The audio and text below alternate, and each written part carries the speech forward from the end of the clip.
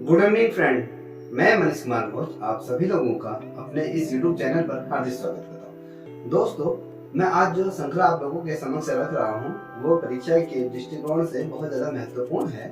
आइए शुरुआत करते हैं अच्छी श्रृंखला का। देखिए, मैं आज आप लोगों के समक्ष उत्तराखंड में राजनीतिक गतिविधियां पढ़ाऊंगा। ठीक है, यहाँ से बहुत ढेर सारे क्वेश्चन आपके एग्जाम में पूछे जा सके। उत्तराखंड में राजनीतिक ये गतिविधियों के बारे में हम गतिविधियों के बारे में पढ़ेंगे, किस प्रकार से है, इसी से रिलेटेड क्वेश्चन आपके एग्जाम में पूछे जाएंगे। देखिए दोस्तों, अगर मैं बात करूं, देखिए आपको ये पता होगा जब रॉलेट एक्ट आया था उसके खिलाफ जिन दो लोगों ने अमृतसर के अधिवेशन में भाग लिया था वो उत्तराखंड से कौन थे। कहने का मेरा मतलब है रॉलेट एक्ट के अंतर्गत। ठीक है, देखिए रॉलेट एक्ट के अंतर्गत जब ये पारित हुआ था, इसका जो अमृतसर में अधिवेशन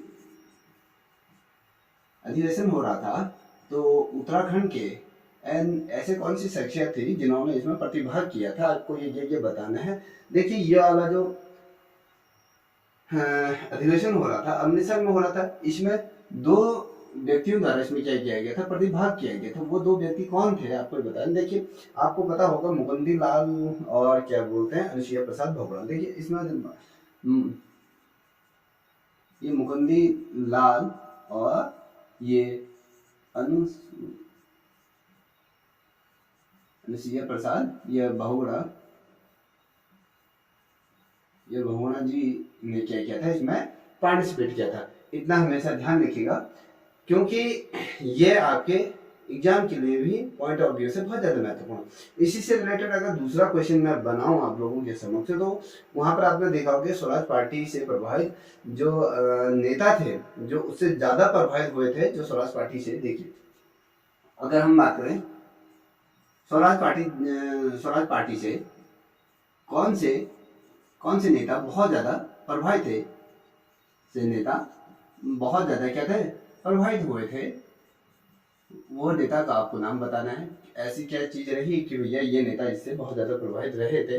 वो जो और कोई नहीं, वो आपके ये मुकुंदी लाल ही थे, जो ये लाल थे, जो क्या हुआ था, स्वराज पार्टी से इनको कहीं ना कहीं बहुत ज्यादा प्रेरणा मिली। जिस समय स्वतंत्रता आंदोलन के अंतर्गत जब स्वराज पार्टी का गठन हुआ था, तो कहीं न कहीं इनके अंतर्गत देशभक्ति की वो लौ जगी, जिसकी वजह से ये स्वराज पार्टी से रिलेटेड जो विचारधारा थी, उस विचारधारा से कहीं ना कहीं ये बहुत ज्यादा प्रभावित रहे। उत्तराखंड से ऐसे मात्र ये शख्सियत रही जिन्होंने स्वराज पार्टी के अंतर्गत ये भाग लिया। अब इसी से रिलेटेड जो दूसरा क्वेश्चन बनता है कि श्रीनगर सम्मेलन कब और किसकी अध्यक्षता में हुए थे। श्रीनगर के अंदर हम बात करें, ठीक है, श्रीनगर के अंतर्गत जो सम्मेलन हुआ था उसमें किसने प्रतिभाग किया था, और नहीं किसने प्रतिभाग किया था, और साथ ही ये कब हुआ था, और इसकी अध्यक्षता किसने की थी, ये आपको बताना है। महत्वपूर्ण प्रश्न है ये, कहीं ना कहीं एग्जाम में पूछा जा सकता है। देखिए, अगर आपको याद होगा, अगर आपने पढ़ा है तो 1939 में क्या था, जो इसके अध्यक्ष थे प्रताप सिंह नेगी थे। अध्यक्ष के तौर पे अगर हम बात करें, अध्यक्ष के तौर पे प्रताप सिंह नेगी ये क्या थे, इन्होंने इसमें प्रतिभाग किया था। और इन्हीं प्रतिभाग ये सही, और अध्यक्ष के रूप में भी इन्होंने इस सम्मेलन की अध्यक्षता की। साथ ही अगर हम इसके उप सचिव की बात करें, सचिव कौन रहे थे उस समय, तो ये उमानंद बर्थवाल इसके सचिव के तौर पर ये रहे थे। और उमानंद बर्थवाल की अगर हम बात करें, बर्थवाल ये क्या रहे, इसके सचिव के तौर पे इन्हें जाना जाता है। ठीक है, अब इससे रिलेटेड अगर मैं क्वेश्चन रखूं आपसे जो परीक्षा के दृष्टिकोण से बहुत ज्यादा महत्वपूर्ण है। देखिए, डोला पालकी आंदोलन के बारे में आपने सुना होगा। तो डोला पालकी की समस्या को सर्वप्रथम महात्मा गांधी ने किसके समक्ष ये राय रखी थी कि भैया ये डोला पालकी आंदोलन से संबंधित जो समस्याएं उत्पन्न हो रही थी उत्तराखंड के अंतर्गत तमाम चीजें, तो ये जो जिस व्यक्ति को सामने ये तमाम चीजें गांधी जी ने रखी, तो वो कौन थे? जो ये रमेश चंद्र, ये उस समय क्या, अगर मैं बात करूं, ये बहुखंडी इसे कहा जाता है, बहुखंडी ये नाम इनको दिया गया है, जो जिन्होंने क्या कौन से समय की बात कर रहा हूँ, डोला पालकी की, ठीक है, डोला पालकी जो आंदोलन हो रहा था, ठीक है, उससे जो समस्याएं उत्पन्न हुई थी, समस्याएं उत्पन्न हुई थी, उससे रिलेटेड महात्मा गांधी जी ने क्या करा था, इनसे रमेश चंद्र बहुखंडी से इन्होंने क्या किया था, इस संबंध में चर्चा की थी कि हाँ ये समस्या क्या है, क्या इस पर क्या करना चाहिए, क्योंकि इस समय डोला पालकी जिसमें कि अगर कहने का मतलब है कि जब निम्न वर्ग के जो लोग थे, जैसे एससी कैटेगरी या एसटी कैटेगरी के जो लोग थे, उसमें उनको डोली में बैठने का अधिकार नहीं था, तो एक लकड़ी की डोली पर अगर बैठने का अधिकार मनुष्य बनी है, तो उससे संबंध में ये तमाम चीज़ें चली थी। तो ये गांधी जी भी नहीं चाहते थे कि ये समस्या का समाधान हो, कहीं ना कहीं ये आंदोलन व्यापक रहा, जिसकी ये हक में डोली पालकी आंदोलन को कहीं ना कहीं एक लॉ मिली और ये तमाम चीज़ें हुई। अब अगर मैं बात करूँ इससे रिलेटेड आगे क्वेश्चन, तो बाल सभा की स्थापना की अगर हम बात करते हैं, बाल सभा की स्थापना कब हुई थी, कभी क्वेश्चन पूछा जा सकता है कि भैया 1935 में क्या हुई थी बाल सभा की, ये क्या हुई थी, स्थापना की गई थी। और ये कभी क्वेश्चन बनता है कि ये किसने की और कहाँ की। देखिए अगर हम बात करें तो इसकी स्थापना की, तो ये टेहरी के अंतर्गत इसकी स्थापना हुई थी और किसके द्वारा की गई थी, क्वेश्चन बनेगा तो आपको पता होना चाहिए कि सत्यनारायण रतोड़ी के द्वारा हुई थी। देखिए सत्यनारायण ये रतोड़ी के अंतर्गत ये हुई थी, क्योंकि इससे ये समझने में आसान होता है कि भैया बाल सभा की स्थापना 1935 में हुई थी, ये रतोड़ी जी ने क्या की थी, इसकी स्थापना ये की गई थी, ठीक है। अब इसी से रिलेटेड अगला क्वेश्चन देखिए, प्राचीन सभा जो प्रेम सभा की तर्ज पर रखी गई थी, प्रेम सभा की स्थापना कब हुई थी। अब यहाँ पर एक तो बाल सभा की बात करें, अब यहाँ पर प्रेम सभा की भी बात करें। प्रेम सभा ये कहाँ हुई थी, कब हुई थी, तो ये भी महत्वपूर्ण है। ये हुई थी आपकी 1914 के अंतर्गत क्या हुई थी, प्रेम सभा की स्थापना हुई थी। ये किस जगह को हुई थी आपको पता है, काशीपुर के अंतर्गत हुई थी। किसके द्वारा की गई थी, गोविंद बल्लभ पंत द्वारा ये की गई थी। देखिए काशीपुर, ये काशीपुर के अंतर्गत हुई थी। ये कहाँ, उधम सिंह, ये उधम सिंह नगर के अंतर्गत आता है, उधम सिंह जिले के अंतर्गत आता है, ठीक है। काशीपुर के अंतर्गत ये तमाम चीजें हुई थी और किसने करी थी। देखिए आपके उत्तराखंड के जो प्रथम या कहें भारत रत्न प्राप्त आपके गोविंद बल्लभ पंत द्वारा इस सभा की क्या गई थी, स्थापना की गई थी। अब बात करते हैं 1913 के अंतर्गत जो शूद्र साहित्य की अगर हम बात करें, शूद्र साहित्य, देखिए शूद्र साहित्य की अगर हम बात करें, देखिए क्या बात कर रहा हूँ, ये 1913 के समथिंग की मैं बात कर रहा हूँ। यहाँ पर 1913 में एक पत्रिका प्रकाशित की गई थी। ये अगर इसका नाम हम बात करें तो ये शुद्ध साहित्य की ये समिति का गठन किया गया था। ये गठन किस स्थान पे किया गया, कभी क्वेश्चन बनता है। तो ये जो शुद्ध साहित्य 1913 में इसकी अगर स्थान की बात करें तो ये अल्मोड़ा जनपद के अंतर्गत इसे क्या कर दिया गया था, इसको प्रकाशन किया गया था। कहें इसकी इस समिति की स्थापना यहाँ पर भी। अब किसके द्वारा की गई थी, तो आपको पता होना चाहिए, यह सत्यदेव द्वारा क्या की थी, इस समिति की क्या की थी, समिति की क्या की स्थापना की गई थी। कहाँ की गई थी, अल्मोड़ा में की गई थी। कब की गई थी, 1935 में। शुद्ध साहित्य की बात करें, ठीक है। और आप दूसरा क्वेश्चन आप रखूंगा, आप सभी को पता होगा कि 1880 में, यहाँ पर लिख देता हूँ 1870 में अल्मोड़ा में एक क्लब खुला था, जिसे हमने डिबेटिंग क्लब के रूप में हम इसे जानते हैं, डिबेटिंग क्लब, ठीक है। ये 1817 में खुला था, ठीक है। उसके बाद 1871 में अल्मोड़ा अखबार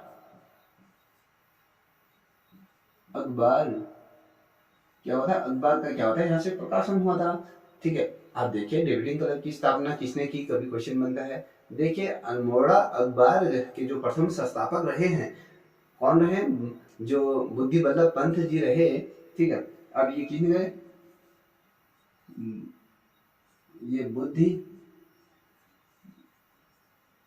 बल्लभ पंत क्या रहे, डिविडेंड क्लब की स्थापना इनके द्वारा की, अल्मोड़ा अखबार की भी स्थापना इनके द्वारा की गई थी। और जो अल्मोड़ा में अखबार का जो श्रेय जाता है तो इन्हीं को ही जाता है, इनके द्वारा ये स्थापित की गई थी। अगर हम बात करें, अगर जनता में और राजनीतिक क्षेत्र में जो जागरूकता लाने के लिए अल्मोड़ा में यूथ क्लब की स्थापना की गई थी। देखिए जनता और, देखिए इसमें क्या होता था, जनता के साथ और राजनीतिक क्षेत्र के अंतर्गत जागरूकता, एक लोगों को जागरूक करना कि राजनीति के अंतर्गत किस प्रकार का माहौल होता है और जनता जनार्दन को उसके बीच में किस प्रकार का समन्वय स्थापित करना चाहिए, वो तमाम चीजें इस क्लब का गठन करने के बाद किया गया था। इस क्लब का जो नाम दिया गया था यूथ क्लब दिया गया था। देखिए यूथ क्लब, ये कब, ये यूथ क्लब कहाँ स्थापित किया गया था, अल्मोड़ा में किया गया था। क्वेश्चन क्या बने, कब किया गया था, तो 1903 में यूथ क्लब की स्थापना की गई थी। इसमें क्या था,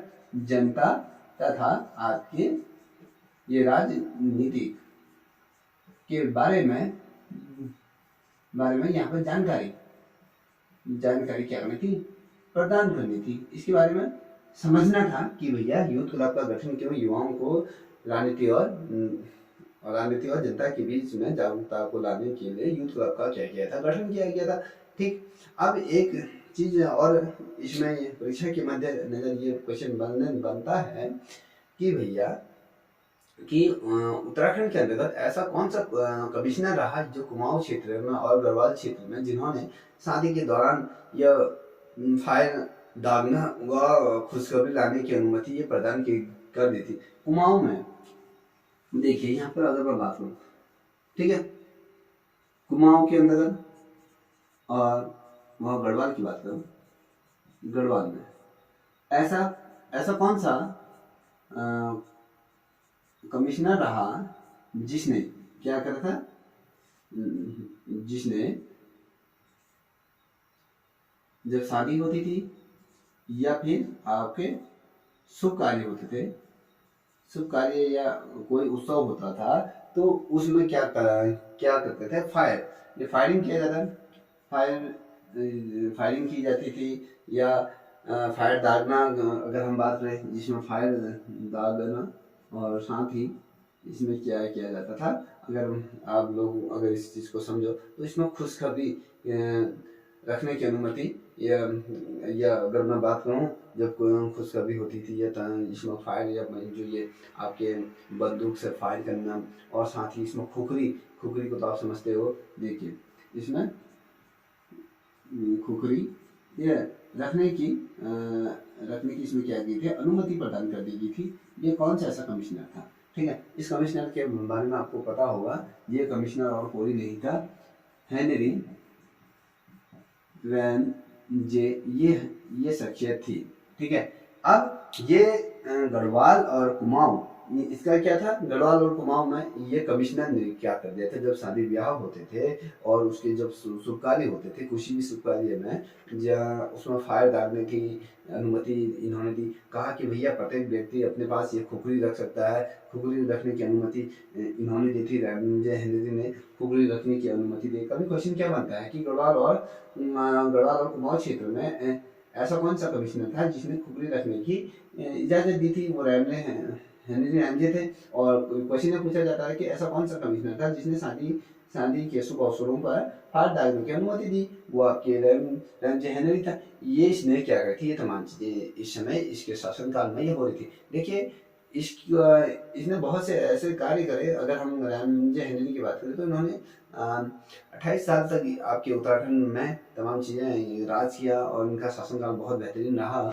और अगर मैं बात करूँ उत्तराखंड की राजनीति के गलियारों से कुछ चीज़ें हैं, तो उसमें एक महत्वपूर्ण क्वेश्चन ये बनता है कि ऐसा कौन सा व्यक्ति है जिसने सुभाष चंद्र बोस को कमांडर ए जंग की उपाधि दी थी।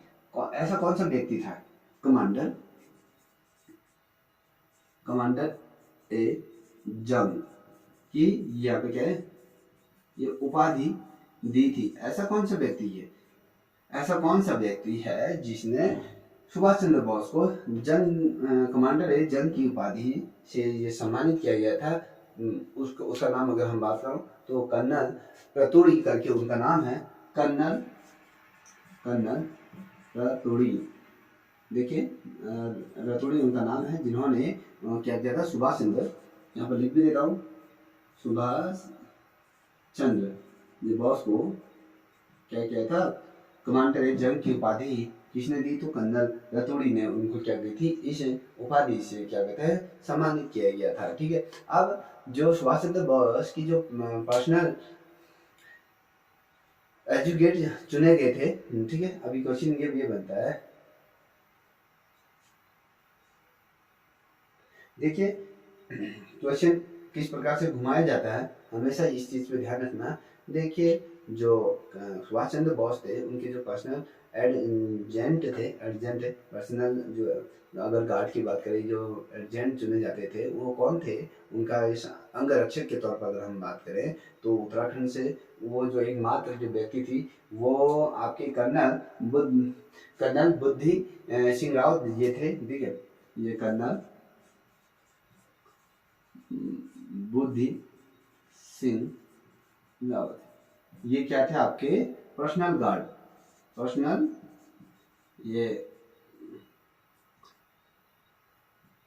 गार्ड के तौर पर किसे रखा गया था? कर्नल बुद्धि सिंह रावत को इसका सुभाष चंद्र बोस का पर्सनल गार्ड के तौर पर रखा गया था। क्वेश्चन क्या बनता है, कभी क्वेश्चन बनता है कि कर्नल बुद्धि सिंह रावत कौन थे? अब क्वेश्चन ये बन सकता है कि भैया इनको किस लिए जाना जाता है? तो ये अगर हम बात करें सुभाष चंद्र बोस के अंगरक्षक के तौर पर इन्हें नियुक्त किया गया था। ये एकमात्र ऐसी शख्सियत थी जो उत्तराखंड से ये बिलोंग करती है। ठीक है, अब क्वेश्चन क्या बनता है, अब नेताजी ने जो सुभाष चंद्र बोस थे, उन्होंने व्यक्तिगत रूप से अगर मैं चाहूँ कि मैं इस व्यक्ति को अपना गार्ड ये रखूँ तो वो किस व्यक्ति को रखा गया था? उन्होंने स्वयं उस व्यक्ति को चुना था। ठीक है, ये भी उत्तराखंड की ही है। देखिए सुभाष चंद्र बोस ने व्यक्तिगत रूप से किस व्यक्ति को अपना गार्ड ये चुना या नियुक्त किया, ये नाम आपको बताना है। ठीक है, ये बहुत ज़्यादा महत्वपूर्ण है, कहीं दफे क्वेश्चन पूछा गया। अगर हम बात करें कर्नल सिंह नेगी, ये कर्नल चंद्र सिंह नेगी इनका नाम है, ये इन्होंने इनको रखा। देखिए ये कर्नल चंद्र सिंह नेगी को क्या रखा था, इनका पर्सनल, इन्होंने व्यक्तिगत रूप से पर्सनल गार्ड नियुक्त किया। अब यहाँ पर आप एक क्वेश्चन ये सोच रहे होंगे कि अभी आपने तो कहा था कि कर्नल बुद्धि सिंह रावत को वो रखा गया था, ये यहाँ पर क्या किया था, ये जो इनका एजेंट के तौर पर ये रूप से इनको चुने गए थे, पर्सनल सेक्रेटरी या इनको जो पर्सनल गार्ड के तौर पर इनको चुने गए थे। और जो सुभाष चंद्र बोस जी ने जो स्वयं ही अपने व्यक्तिगत रूप से जिस व्यक्ति को ये चुना था वो आपके कौन थे, आपको मैंने बता दिया है कि भैया ये मेजर देव सिंह, ये कर्नल चंद्र सिंह क्या है आपके, सॉरी यहाँ पर इसको थोड़ा सा इस क्वेश्चन को देख लीजिएगा, यहाँ पर थोड़ा सा गलत हो गया। ये मेजर देव सिंह थे, मेजर देव सिंह दानू इनका नाम था, इसको चुना गया था ये। ठीक है, मेजर देव सिंह दानू ये व्यक्ति थे जिन्होंने सुभाष चंद्र बोस जी ने अपना क्या था, अपना पर्सनल गार्ड के तौर पे ये नियुक्त किया था। उत्तराखंड से मात्र ये व्यक्ति हैं जिन्होंने सुभाष चंद्र बोस ने जिन्हें व्यक्तिगत रूप से क्या किया गया था, अपना गार्ड नियुक्त किया था, मेजर देव सिंह दानू इनका नाम है। और मैंने ये कहा था कि भैया जो क्वेश्चन अभी मैं आपके सामने रखने जा रहा हूँ वह है उत्तराखंड के किस व्यक्ति को ऑफिसर ट्रेनिंग स्कूल सिंगापुर की कमांड नियुक्त किया गया था, कमांड के लिए नियुक्त किया गया था, ये बताना है। उत्तराखंड से ऐसा कौन सी शख्सियत थी जिनको व्यक्तिगत रूप से उस व्यक्ति को ऑफिसर, जो ऑफिसरों को जो ट्रेनिंग होती है वो स्कूल ऑफ सिंगापुर की कमांड नियुक्त किसने किया था? अगर हम बात करें तो वो कर्नल जो चंद्र सिंह नेगी, ये व्यक्ति जो थे इन्हें क्या किया गया था, जो ऑफिसर ट्रेनिंग स्कूल सिंगापुर के कमांड के तौर पर इनको यहाँ पर नियुक्त किया कर दिया गया था। कर्नल चंद्र सिंह नेगी को यहाँ पर ये नियुक्त किया। कभी क्वेश्चन बनता है कि जो कब जो रॉयल गढ़वाल को 2 टुकड़ियों में हिंद फौज में सम्मिलित कर दिया। देखिए जो गढ़वाल रॉयल है ना, देखिए इसमें यहाँ पर मैं बता देता हूँ, रॉयल गढ़वाल गढ़वाल को दो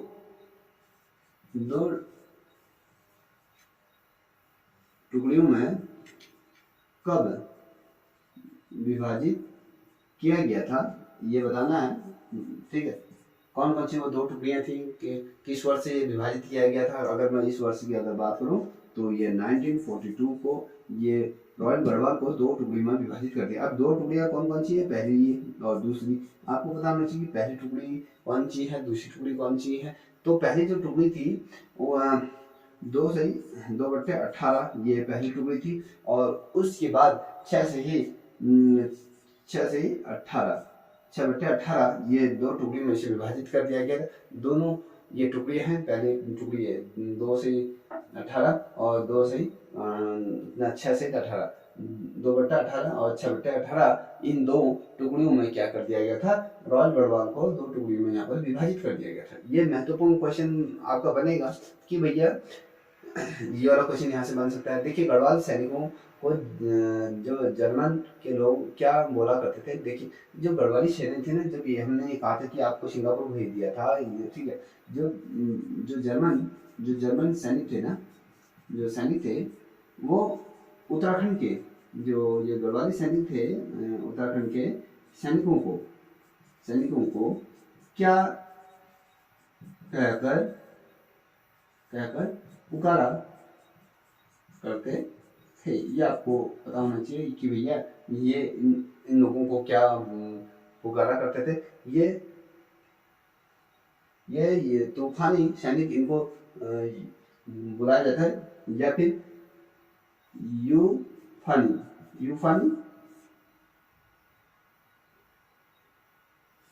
सैनिक इनको बोला जाता था।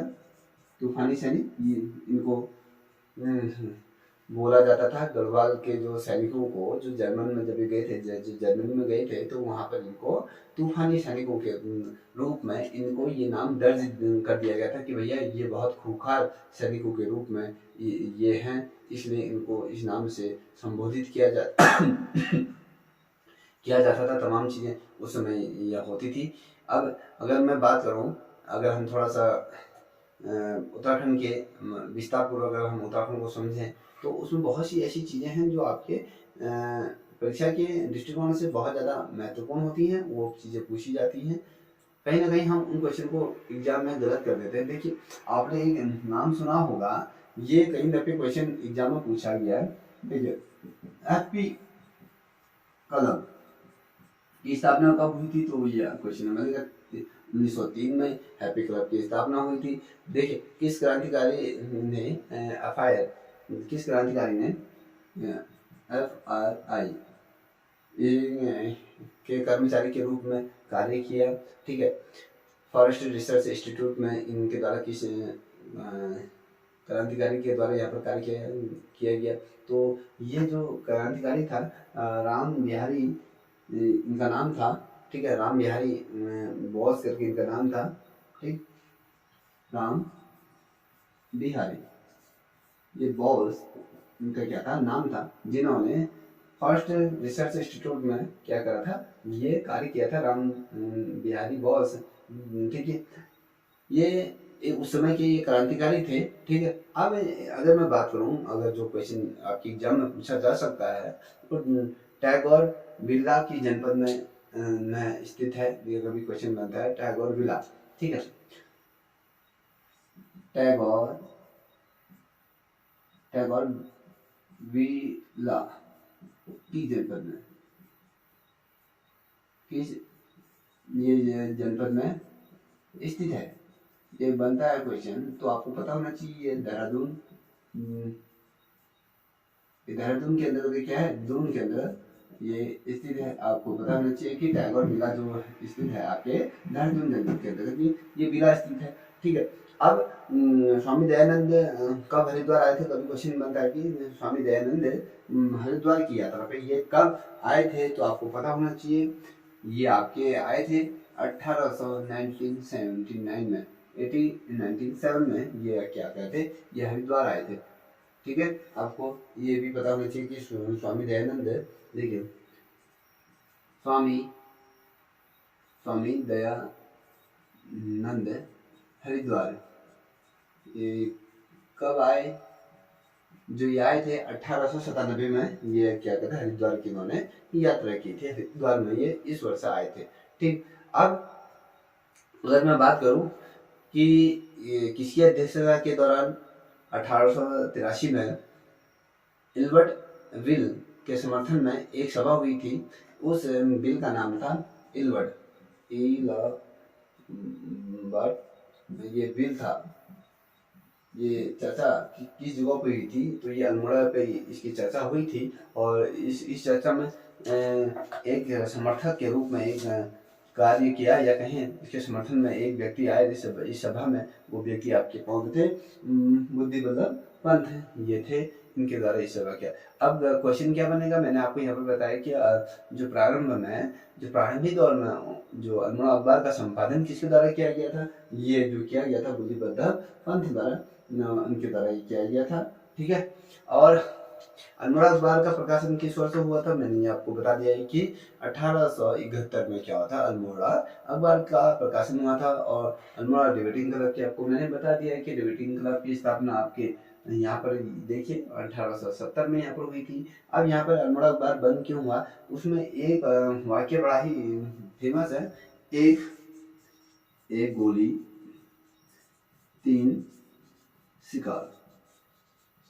ये इस समय का प्रसिद्ध ये नारा या कहें ये वाक्य बना, जिसमें एक तो कूली, एक गोली 3 शिकार, कूली, मुर्गी और अल्मोड़ा अखबार, ये तीनों एक ही गोली के शिकार हुए थे, ये अखबार, ये ठीक है, ये क्या हुए थे इसी समय ये तमाम चीजें हुई थी। अब क्वेश्चन क्या बनता है कि उत्तराखंड के किस जगह पर, ठीक है, फिर से दोहरा रहा हूँ क्वेश्चन, उत्तराखंड के किस जगह पर आकर नाना साहिब ने जोगी के भेष में रहे? देखिए जो नाना साहिब थे ना, उत्तराखंड में एक स्थान है जहाँ पर ये जोगी के भेष में रहे थे, जिसमें उत्तराखंड में जब क्रांति या कहीं पूरे भारत में क्रांति का दौर चल रहा था, स्वतंत्रता की दौड़ में संपूर्ण भारत झुलस रहा था, तो उसमें जो नाना साहिब, देखिए नाना साहिब ये जोगी के भेष में ये रहे थे। ये कौन सा जनपद के अंतर्गत आता है, किस जनपद में रहे थे? तो अगर मैं बात करूं तो ये उत्तरकाशी, ये उत्तरकाशी जनपद में जो नाना साहिब थे जोगी के भेष में ये रहे। ठीक, ये बहुत महत्वपूर्ण क्वेश्चन है, आप इसको देख लीजिएगा। अब अगर मैं बात करूं आपसे कि भैया कब से कुमाऊं परिषद का नेतृत्व गरम दल के नेताओं के हाथ में चला गया, ऐसा कौन सा समय था जब कुमाऊं क्षेत्र के अंतर्गत जब गरम दल का जो नेतृत्व था, ये जो अगर मैं बात करूं जो कुमाऊं परिषद, ठीक है, कुमाऊं परिषद का जो नेतृत्व था वो गरम दल, ये गरम दल के अंतर्गत ये पूरा इनका चला गया था। किस वर्ष से गया था? तो 1919, जिस समय जलियांवाला बाग चल रहा था, उस वर्ष से उत्तराखंड जो परिषद था, नरम और गरम दल 2 थे, तो ये गरम दल के हाथ में ये चला गया था। अगर मैं बात करूँ अल्मोड़ा और नैनीताल में स्वराज सभाएं कब स्थापित की गई थी, तो आपको पता होना चाहिए कि अल्मोड़ा के अंतर्गत और साथ ही नैनीताल के अंतर्गत। देखिए अल्मोड़ा व नैनीताल। नैनीताल के अंतर्गत अंतर्गत बात कर रहे हैं कि जो ये स्वराज सभा की स्थापना हुई थी, या स्वराज स्वराज सभा सभा कब हुई थी, किस वर्ष हुई थी, कभी क्वेश्चन बनता है। तो दोस्तों अगर मैं बात करूं, ये 1917 में क्या हुई थी, ये सभा हुई थी अल्मोड़ा और नैनीताल के अंतर्गत, जो स्वराज सभा की यहाँ पे स्थापना की गई थी। ठीक है, ये बहुत ज़्यादा महत्वपूर्ण है, इसको समझ लीजिएगा। और अगर मैं अगले क्वेश्चन की अगर बात करूँ, आप लोगों के समक्ष रखूँ, तो वो आपके कुमाऊं में कांग्रेस की स्थापना कब हुई। देखिए कुमाऊं के अंतर्गत, ठीक है, कुमाऊं के अंतर्गत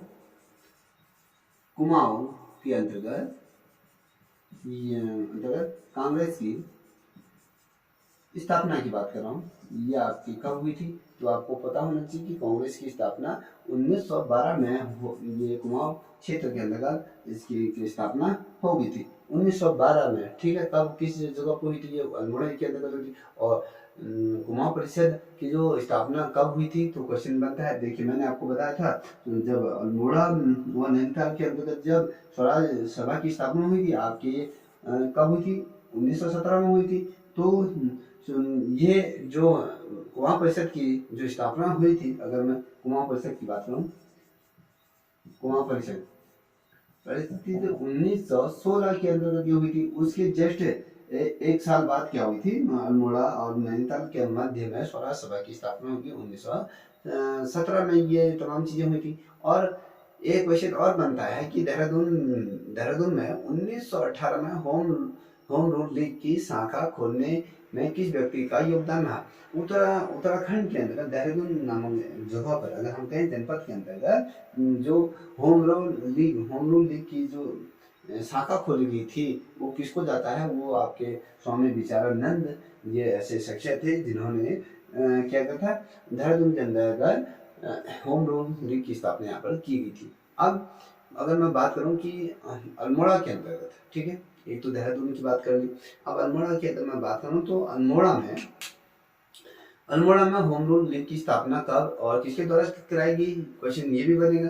तो आपको ईश्वर से तौर पे होना चाहिए कि भैया पहले तो वर्ष आपको पता होना चाहिए कि 1914 में ये होम रूल लीग की स्थापना ये आपके अल्मोड़ा में कर दी गई थी। अब इसमें बद्रीदत्त पांडे थे, आपके मोहन जोशी थे, हेमचंद सकलानी थे, चिरंजीव लाल थे, ये जो चार शख्सियत थी, इनके द्वारा अल्मोड़ा में होम रूल लीग की स्थापना कराई गई थी। पहला आपका बद्रीदत्त पांडे हो गया, मोहन जोशी हो गया, हेमचंद सकलानी हो गया, आपके चिरंजीव लाल शाह, ये आपके क्या थे, होम रूल लीग स्थापना कराने में इनकी जो महत्वपूर्ण भूमिका ये रही। अब मैंने आपसे इससे पूर्व मैंने कहा था शुद्ध साहित्य समिति की जो स्थापना कब और किसने की, कहाँ की, मैंने ये आपको बताया कि 1913 में इसकी स्थापना की गई थी अल्मोड़ा में। और किस व्यक्ति द्वारा की गई थी, तो ये सत्यदेव स्वामी द्वारा इसकी स्थापना की गई थी। और अल्मोड़ा अखबार का संपादन कब से बद्रीदत्त पांडे ने ये संभाला, या कहें जो बुद्धि वल्लभ पंत थे, इसके जो संस्थापक के तौर पर बुद्धि वल्लभ पंत, ये तो इसके पहले संस्थापक के तौर पर थे। उसके बाद ये अल्मोड़ा अखबार को जिसने संभाला, और वो कौन से शख्सियत थी, अगर क्वेश्चन बनता है तो ये बद्रीदत्त पांडे ने अल्मोड़ा अखबार का संपादन संभाला, या कहीं इसकी शुरुआत करी, किस तरह से करी थी। तो दोस्तों अगर मैं इनकी बात करूँ तो 1913 में, ठीक है, 1913 के अंतर्गत ये अल्मोड़ा अखबार का संपादन किसके द्वारा शुरू किया गया, बद्रीदत्त पांडे द्वारा ये शुरू किया गया। कभी क्वेश्चन इस प्रकार से भी आ सकता है पेपरों में, क्योंकि समावेशी रूप देखने को मिलता है। तो गढ़वाल यूनियन की तरफ से गढ़वाली समाचार पत्र का प्रकाशन हुआ, किस वर्ष हुआ गढ़वाल यूनियन, जब गढ़वाल यूनियन की स्थापना हुई थी, या कि यूनियन के माध्यम से या उनकी तरफ से कहें गढ़वाली समाचार पत्र का प्रकाशन कब हुआ। देखिए अब मैं यहाँ पर स्पष्ट तौर पर लिख देता हूँ कि गढ़वाली समाचार पत्र का प्रकाशन की बात कर रहे हैं, प्रकाशन कब हुआ, ठीक है, ये किस वर्ष हुआ। तो आपको अगर समथिंग, अगर जब मैंने ये चैप्टर पढ़ाया था तो आपको याद होगा 1905 में क्या हुआ था, आपके गढ़वाली समाचार पत्र का प्रकाशन हुआ था। ये पहला ऐसा समाचार पत्र था जो हिंदी और उर्दू उर्दू भाषा में ये लिखा गया था, दोनों भाषाओं में ये लिखा गया है। पहला हिंदी समाचार पत्र ये आपके कौन था? गढ़वाली समाचार पत्र आपका गढ़वाल से छपने वाला पहला ये गढ़वाली समाचार पत्र था। अब गढ़वाल यूनियन की स्थापना कब हुई? तो कभी क्वेश्चन बनेगा कि गढ़वाल जो गढ़वाल यूनियन की स्थापना कब हुई थी? कभी क्वेश्चन बनेगा 1901 में इसकी स्थापना हुई थी। इस पर तो आप ऐसे समझिएगा कि गढ़वाल यूनियन की जो स्थापना हुई थी 1921 में इसकी स्थापना हो गई थी। ठीक है, ये जो महत्वपूर्ण श्रृंखला मैं आप लोगों के समक्ष ला रहा हूँ क्योंकि ये आपके परीक्षा के मद्देनजर बहुत ज्यादा महत्वपूर्ण। देखिए, कुमाऊं परिषद के अंतर्गत 2 अधिवेशनों की अध्यक्षता किसने शुरुआत में किसने किया था? देखिए, कुमाऊं परिषद में देखिए अब मैंने लिखा था कहीं पर, देखिए कुमाऊं यहाँ पे लिख देता हूँ, कुमाऊं परिषद की 2 बार अध्यक्षता किसने किया? अध्यक्षता किसने की? वो ये क्वेश्चन बनेगा। तो आपको पता होना चाहिए तारा दत्त गैरोला जी द्वारा की गई थी, इसकी अध्यक्षता की गई थी। 2 दफे इनके द्वारा किया गए थे, इनकी स्थापना की। अगर कभी क्वेश्चन बनेगा कि भैया कि कुमाऊं परिषद का द्वितीय अधिवेशन कब और कहाँ हुआ था? अगर हम देखिए कुमाऊं परिषद की अगर हम बात करें यहाँ पर कुमाऊं परिषद की द्वितीय सम्मेलन कहाँ हुआ था? क्वेश्चन बनता है। तो ये हल्द्वानी में इसकी क्या हुई थी? द्वितीय अधिवेशन हुई थी। तो कब हुई थी? तो आपको ये पता होना चाहिए कि भैया ये 24 से 25 ये दिसंबर में 24 से 25 दिसंबर में हुई थी। और अगर मैं बात करूँ, अगर मुझे याद है तो 1918 में इसकी ये क्या हुई थी? स्थापना द्वितीय अधिवेशन हुआ था। कुमाऊं परिषद का द्वितीय अधिवेशन कब और कहाँ हुआ था? तो ये हल्द्वानी में हुआ था 24 से 25 दिसंबर 1918 को ये हल्द्वानी के मध्य में ये किया गया था। और अगर मैं अगला प्रश्न रखूं तो ये बहुत महत्वपूर्ण है कि तिलक से 4 बार मिलने पर यह कथन किसका था कि मैंने 4 बार धर्म यात्रा पूर्ण कर ली है? ऐसी कौन सी शिक्षक थी उत्तराखंड से कि उन्होंने कहा कि मैंने तिलक से, ठीक है, तिलक जी से 4 बार मिला और 4 बार मैंने धर्म यात्रा 4 धामों की यात्रा मैंने सफलतापूर्वक पूर्ण कर ली। 4 धामों की यात्रा से संबंधित इस वाक्य को दिया गया है। 4 धामों का श्रेय इसको दिया गया है। वो कौन से व्यक्ति थे?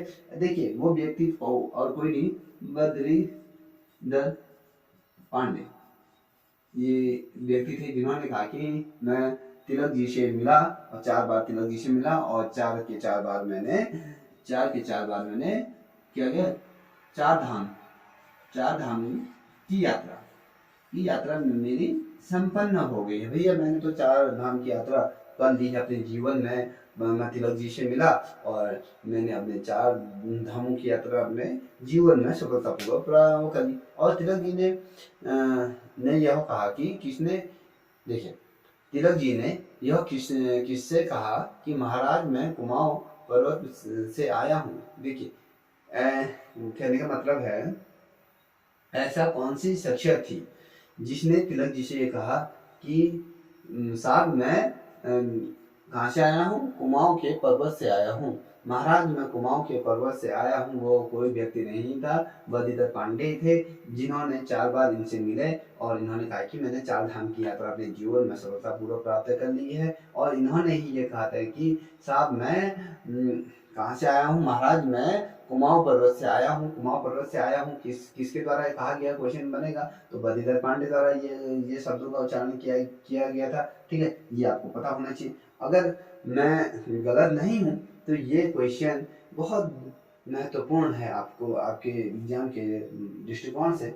अब मैं बात करूँ आपसे कि जो बद्रीधर पांडे ने सर्वप्रथम तिलक से कब और कहाँ मिले। देखिए, ये जो मिले थे, अगर मैं बात करूं, जो ये मिले थे 1905 में बनारस में। ये तिलक ये तिलक जी से ये मिले थे। कौन मिले थे? आपके बद्रीधर पांडे। आपके 1905 में बनारस के मध्य में ये तिलक जी से ये मिले थे। ये महत्वपूर्ण है कि भैया तिलक जी से कौन मिला था, कभी क्वेश्चन बनेगा तो बद्रीधर पांडे जी मिले थे। कब, किस वर्ष में मिले थे? 1905 में मिले थे। किस स्थान पर मिले थे? ये आपके बनारस के मध्य में मिले थे। ये आपको पता होना चाहिए। अब देखिए कुमाऊं परिषद का कौन सा नेता तिलक जी से बहुत ज्यादा प्रभावित था। देखिए कौन सा शख्सियत होगी जो भैया की तिलक जी से बहुत ज्यादा प्रभावित होगा। ऑब्वियसली आपको पता होगा कि जिसने कहा कि भैया मैं 4 बार तिलक जी से मिला और 4 के 4 बार मैंने 4 धामों की यात्रा सफलतापूर्वक प्राप्त कर ली। और तिलक जी से वो व्यक्ति कौन था जिसने कहा था साहब मैं तो कुमाऊं पर्वत से आया हूँ, वो भी बद्रीधर पांडे थे। अब यही व्यक्ति क्या कह रहा है कि भैया कुमाऊं परिषद का ऐसा कौन सा नेता है जिसने सबसे ज्यादा ये तिलक जी से ये मिले, ये सब या कहे ये बद्रीधर पांडे थे, जिससे बहुत ज्यादा प्रभावित, जो जिस राज्य नेता से रहे वो बद्रीधर पांडे थे, जो तिलक जी से बहुत ज्यादा अपना आदर्श के तौर पे से मानते थे या कहीं इनसे ज्यादा प्रभावित थे। आपके बद्रीधर पांडे वो शख्सियत थे। ठीक है, अब मैं बात करूँ कि कुमाऊं की जो प्रथम अधिवेशन की अध्यक्षता किसने की? कुमाऊं की प्रथम अधिवेशन किसने की थी? ये अगर मैं बात कहूँ जयदत्त जोशी इनका नाम है। इनके द्वारा इसकी कुमाऊं परिषद की जो प्रथम बैठक थी या इसके अधिवेशन की अध्यक्षता इनके द्वारा की गई थी। किस स्थान पर की गई थी भैया? ये अल्मोड़ा के मध्य में या अल्मोड़ा में इनको की गई थी। अब कुमाऊं का प्रथम अधिवेशन कब हुआ था आपको पता होना चाहिए भैया। जो ये अधिवेशन हुआ था 1917 सितंबर में ये आयोजन किया गया था। ठीक है, समझ में आ गया? इसी से रिलेटेड मैंने क्वेश्चन बता दिया भैया।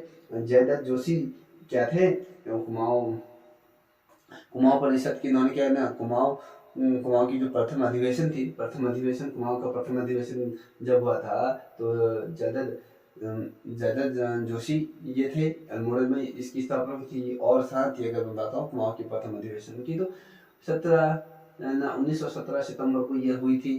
ठीक है, अब कब से अगर मैं बात करूँ, आपको पता है कि कुमाऊं परिषद का जो नेतृत्व है गरम दल के हाथों में 30 वर्ष से चला गया। मैंने आपको पहले ही स्पष्ट तौर पर बता दिया है कि फलानी को गरम दल के हाथों में ये चला गया था। ठीक है, 1914 के मध्य ये तमाम चीजें उनके हाथों में ट्रांसफर ये हो चुकी थी।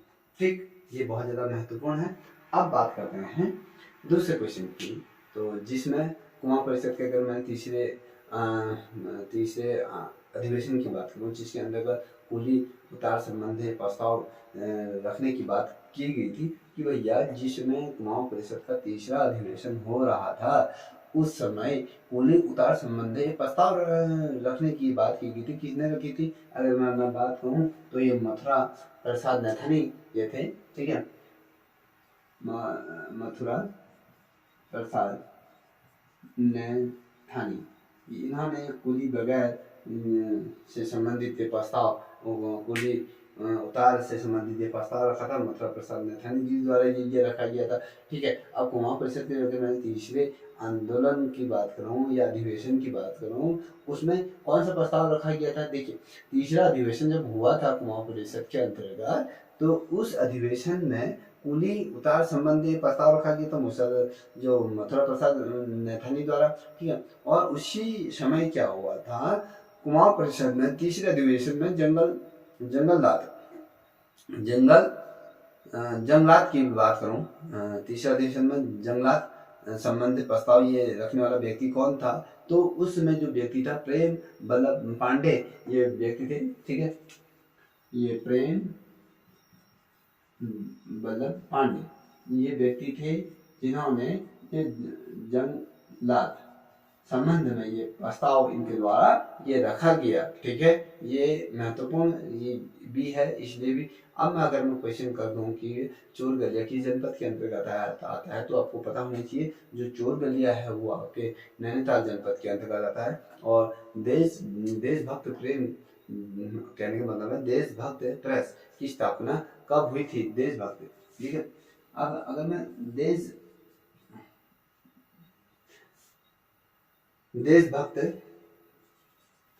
प्रेस की स्थापना ये कब हुई थी, किस वर्ष में हुई थी? तो 18 में इसकी स्थापना हुई थी। इसी वर्ष शक्ति साप्ताहिक समाचार पत्र का यह प्रकाशन किया गया था 1918 के मध्य में। और अल्मोड़ा अखबार बंद होने के पीछे क्या कारण था, यह भी क्वेश्चन पूछा जाएगा कि ऐसा उस समय कौन सा कुमाऊं में कमिश्नर रहा या डिप्टी कमिश्नर रहा जिसके समय में अल्मोड़ा अखबार पूर्ण रूप से बंद हो गया था।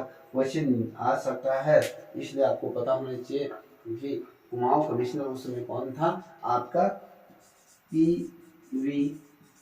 कौन था, आपका लोमस उस समय क्या थे, उस समय यहाँ पर कमिश्नर के रूप में लोमस ये थे, जिसमें अल्मोड़ा अखबार क्या हुआ था, बंद हो गया था। उसमें उन्होंने एक शर्त रखी गई थी कि ये 2 से 5,000 रुपये की यहाँ पर जमानत राशि लिखी गई थी, जो जमानत राशि जमा न कर पाने की वजह से बद्रीदत्त पांडे ने ये फिर इस अल्मोड़ा अखबार को यहाँ पर इनके द्वारा बंद किया गया था। क्यों हुआ था, क्योंकि इस समय अल्मोड़ा अखबार में अंग्रेजों के विरुद्ध बहुत ढेर सारे ऐसे निगेटिविटी चीज़ें छापी जाने लगी और जनता की आवाज़ इसके अंतर्गत उठी। क्या जनता किस प्रकार से अंग्रेजों के अत्याचारों से त्रस्त थी, ये खुलकर ये समाचार पत्र इन चीज़ों को उठाया करता था, जिसकी वजह से अंग्रेज साम्राज्य के कहें या अंग्रेज प्रशासन की यहाँ पर छवि धूमिल हो रही थी। तमाम चीज़ें यहाँ पर देखने को मिल रहे थे। और अगर मैं बात करूँ अगले प्रश्न की, जो परीक्षाओं में आ सकता है कि उत्तराखंड के अंतर्गत कुल पुलिस थानों की अगर हम बात करें, उत्तराखंड के अंतर्गत कुल कितने पुलिस थाने हैं, तो आपको पता होना चाहिए भैया। पुलिस थानों की बात करें तो 175 यहाँ पर पुलिस थाने आपके कहाँ है, ये उत्तराखंड के अंतर्गत कुल पुलिस थानों की संख्या की बात रहेगी तो 175 है। और वहीं पर पटवारी क्षेत्रों की बात करें, पटवारी चौकियों की या फिर चौकियों की संख्या की अगर बात करेंगे तो ये आपके 1225, ये क्या है आपके पटवारी क्षेत्रों की या फिर चौकियों की यहाँ पर संख्या उत्तराखंड के अंतर्गत है। साथ ही पटवारी की नियुक्ति कौन करता है, कभी क्वेश्चन आ जाएगा तो किस समय पटवारी की नियुक्ति हुई थी, जो डिप्टी कमिश्नर, देखिए यहाँ पर डिप्टी कमिश्नर द्वारा क्या किया जाता है, पटवारी की यहाँ पर नियुक्ति उस समय की जाती थी। ठीक, ये क्वेश्चन बहुत महत्वपूर्ण। अब क्वेश्चन ये भी बहुत अधिक परीक्षा के मद्देनजर महत्वपूर्ण है, क्योंकि तराई भाबर में कब से पटवारी व कानूनगो की नियुक्ति का प्रावधान किया गया था, तो ये 1897 के मध्य में यहाँ पर ये किया गया था। मैंने आपको एक क्वेश्चन यहाँ पर पहले ही बताया था कि भैया स्वामी दयानंद हरिद्वार कब आए थे, तो जिसमें 1897 में जब स्वामी दयानंद हरिद्वार आए थे, उसी वर्ष आपके ये तमाम चीज़ें हुई थी, जब पटवारी और कानूनगो की यहाँ पर नियुक्ति इस समय की जा रही थी ब्रिटिश हुकूमत द्वारा। तमाम चीज़ें अगर कभी क्वेश्चन बनता है कि आपके कौन से किसको सराहा जाता है, पटवारियों की नियुक्ति और कानून वो तमाम चीज़ें, ये आपकी ब्रिटिश हुकूमत को ही ये सराहा जाता है, जिनके द्वारा चौकियों का निर्माण किया गया, या आपके पंचायत की नियुक्ति की गई, आपके पटवारी की नियुक्ति की गई। और साथ ही अगर बात करूँ कि तराई भाबर में सर्वप्रथम वन व्यवस्था का प्रयास किस कमिश्नर ने वनों की संरक्षण के लिए वो ये व्यवस्था प्रयास किया गया था, टेलर द्वारा इसका क्या अगर कहे प्रयास किया गया था। सर्वप्रथम जो तराई क्षेत्र में जो वनों की व्यवस्था का जो प्राय किस कमिश्नर द्वारा इस चीज़ को इम्प्लीमेंट में टेलर था, उन्होंने 1826 में इस चीज़ को लाया। और क्वेश्चन ये बनता है कि उत्तराखंड में अनाज के गोदामों के नाम से जाना जाता है, किससे जाना जाता है, तराई क्षेत्र को कुमाऊं में अनाज के गोदामों के तौर पे जाना जाता है। और साथ ही थारू और बोक्सा को कब से जनजाति का ये दर्जा मिला, कभी क्वेश्चन बनता है कि थारू और बोक्सा को भारत सरकार द्वारा कब से जनजाति के रूप में ये जाने लगा। 1967 को बोक्सा व भोटिया, बोक्सा न थारू और बोक्सा, थारू देखिए बोक्सा व थारू जनजाति को जनजाति की जो श्रेणी में रखा गया था, वो आपके 1967 को ये जनजाति का ये दर्जा इन्हें आपको मिला। ठीक है, और ये किसने, अभी कभी क्वेश्चन ये बनता है कि भैया ये किसने कहा कि फर्ड ने सर्वेक्षण करके बताया कि जो बोक्सा और जो थारू है मंगोल वंश के ये हैं, ये जो किया गया था D.N. मंजूमदार द्वारा इस चीज़ को कहा गया था कि जो थारू लोग और बोक्सा जो लोग हैं वो मंगोल वंश से ये संबंधित रखते हैं। D.N. मंजूमदार द्वारा इस चीज़ को ये कहा गया था, इनके द्वारा ये तमाम चीज़ें थी। कभी क्वेश्चन बनता है कि काशीपुर की स्थापना की थी, किसने की थी? ये काशीनाथ द्वारा, ठीक है, ये काशीनाथ, देखिए काशीनाथ द्वारा काशीपुर की स्थापना की गई थी, इतना समझ लीजिएगा। और बाद जो बाजपुर की स्थापना किसने की थी? देखिए बाजपुर की जो स्थापना की, ये बाज बहादुर द्वारा क्या की थी? ये बाजपुर की स्थापना की गई थी, ठीक है। ये इसका अगर हम पूरा नाम की बात करें, बाज बहादुर चंद्र है इनका नाम पूरा, जिनके द्वारा बाजपुर की स्थापना की थी। और काशीपुर की स्थापना काशीनाथ द्वारा ये की गई थी, ये आपको पता होना चाहिए। और हाँ थी, ठीक है, ये तमाम चीज़ें हैं, ये आपकी परीक्षा के मद्देनजर आ सकते हैं। और हल्द्वानी नगर की स्थापना किसने की? तो ये भी बहुत ज़्यादा महत्वपूर्ण है। हेनरी जी द्वारा क्या गई थी? हल्द्वानी, ये शहर की स्थापना इनके द्वारा कर दी गई थी, ठीक है। ये परीक्षा के मद्देनजर महत्वपूर्ण भी है क्यों। और नैनीताल, कभी क्वेश्चन बनता है कि भैया नैनीताल समुद्र तल से कितनी ऊंचाई पर स्थित है? तो ये आपके 1938 मीटर समुद्र तल से ये इसकी स्थापना है। और जब नैनीताल को कब संयुक्त प्रांत के तौर पर ग्रीष्म राजधानी यहाँ पर घोषित की गई थी? तो ये नैनीताल को 1960 में ग्रीष्म ये कालीन राजधानी के रूप में यहाँ पर घोषित किया गया था, ठीक है दोस्तों। और दोस्तों आज की श्रृंखला यहीं तक। यदि आप लोगों को ये श्रृंखला पसंद आई हो तो प्लीज़ इस चैनल को लाइक शेयर सब्सक्राइब अवश्य करें, साथ ही अपने दोस्तों के साझा करें। तब तक के लिए इतना ही। जय हिंद, जय भारत, जय उत्तराखंड।